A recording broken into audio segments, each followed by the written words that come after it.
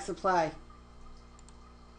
All right, so we're looking at Solomon Rush Solomon Rushdie's essay, "Imagine There's No Heaven," which he calls subtitles "A Letter Written to the 6 Billionth World Citizen," and that's who he's addressing this to. So this is an epistle, a letter.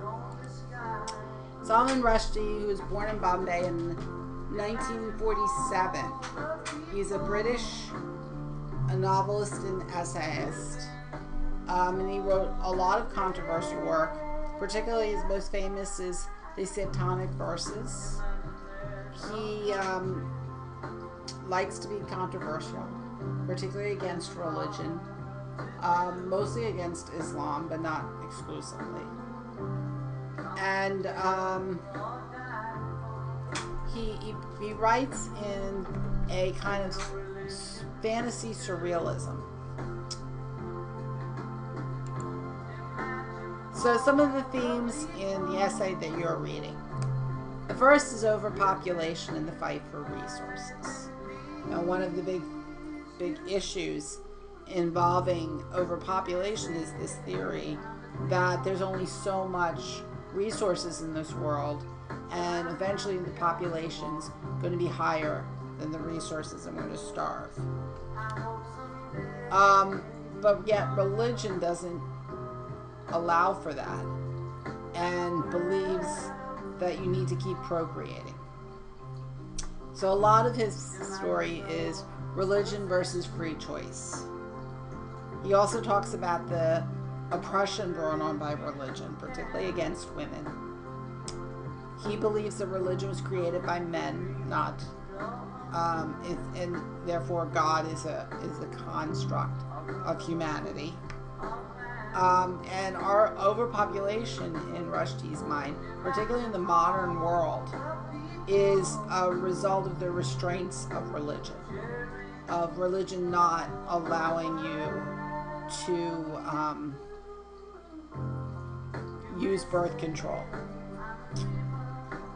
Religion acts as a prison for many and as a means to gain power for the few.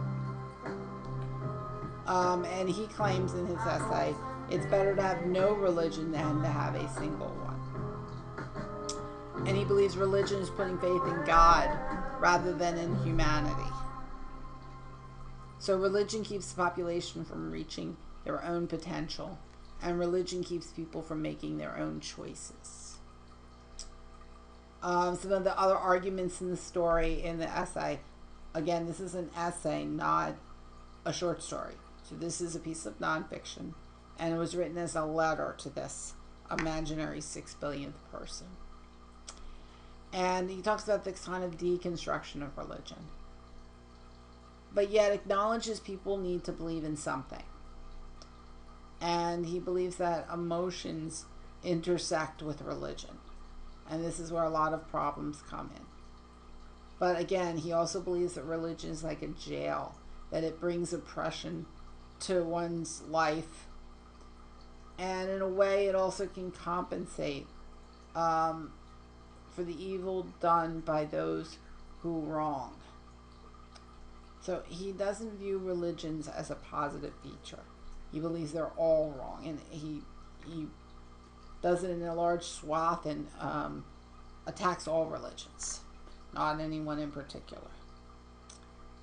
And again, with this idea of overpopulation, he's worried about, the fact that many religions ban, particularly Catholicism, bans the use of birth control, and yet doesn't really acknowledge that we're sexual beings that will still engage in sex, whether it's consensual or not.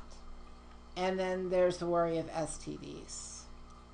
And certainly in this modern era, it's even worse when you have individuals like Boko Haram who are kidnapping women and using them sexually against their will. And then you have some churches blaming homosexuals and calling for their death. So this is a kind of all giving more fuel to Rushdie's beliefs. So he believes in no beliefs. He says at one point, to choose unbelief is to choose mind over dogma. And even that choice, the idea of dogma, is kind of a propaganda piece. So it's not a positive way of talking about religion. And he says he would rather us turn to each other than to God, and have this intersection of humanity, have this reliance on each other. Because he thinks everyone believes that God's on their side, and therefore the other side is wrong. And he says human knowledge is really the only wisdom worth knowing. This idea of afterlife isn't important as the knowledge of today. And the knowledge of yesterday isn't as important as the knowledge of today and tomorrow. So he believes ancient wisdoms are modern nonsense. So it's kind of the YOLO, the carpe diem, make it count. And, sometimes shit happens. It's this kind of, letting it just blow off and just embracing the moment that he's talking about here. So how then are we to make ethical choices without a divine rule book or judge? And he kind of answers that. He believes that we rely on each other. And it is our own self-interest that help us create our own rule book. And we don't have to look to a divine being. And what about this idea he brings up about the contradictions of freedom?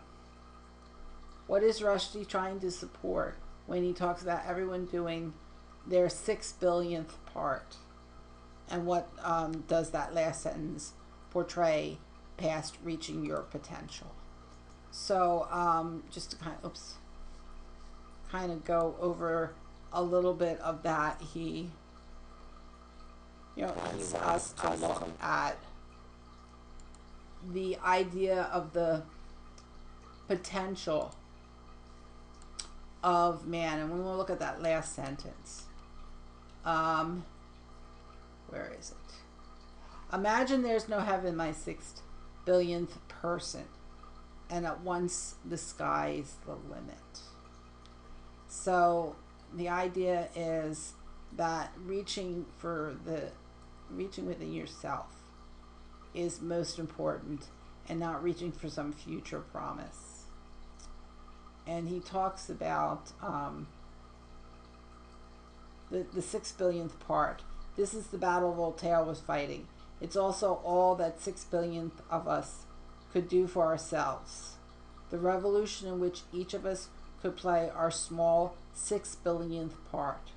Once and for all, we could refuse to allow the priests, the fictions on whose behalf they claim to speak, to be the policemen of our liberties and behavior. Once and for all, we could put the stories back into the books, put the books back on the shelves, and see the world undogmatized and plain. So the idea of imagine there's no heaven. Imagine that this is it. And yet we still have no limit to the potential of mankind.